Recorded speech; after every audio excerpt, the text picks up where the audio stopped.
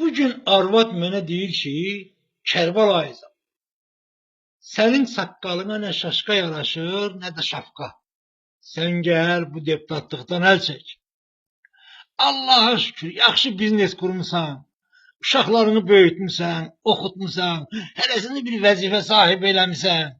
Hamısının da evi, eşiyi, mülkü, varı, dövləti, daha nə istəyirsən? Saçının bu ağ vaxtında özünə söydürdüyün yetər, bəsdir. Əl çək bu deputatlıqdan. Deyirəm, hayar var. Bu deputatlığın ləzzəti başqadır. Sən bunu anlamazsan. Əgər sən ömründə bircə dəfə deputat seçilmiş olsaydın, indən sonra 1000 dəfə də olsa deputat seçilməzsən. Bu deputatlığın kayfı başqadır arvad.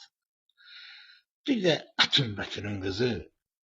Sən elə bilirsən ki, mən deputat olmasaydım, bu biznes, o vəzifələr, o pul, o var dövlət, biz onu yığa bilərdik. Ay, imkan verdilər ha.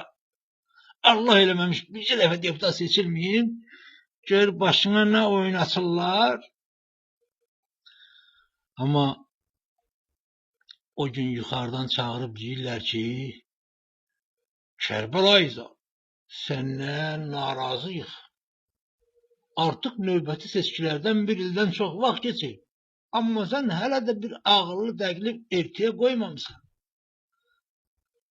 Allaha şükür, 21 ildir deputat işləyirsən, təcrübəli deputatsan.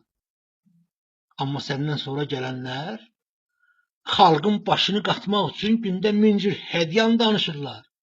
Amma sən susursan. Deməli, ya sən xalqın tərəfinə keçmirsən, ya da qocalıb zay olubsan. Belə geçsə, növbəti seçkilərdə səninlə vidalaşmalı olacaq. Bu söz bir ox olub batıb rəyimə. Düzünü deyim ki, danışmağa da qorxuram. Allah bu feyiz çardağın atasına lənət eləsin.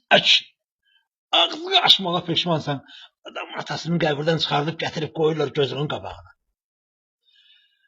Amma laf söysələr də gərək bir şey fikirləşib. Yoxsa növbəti dəfə deputat seçilməsəm, batdıq.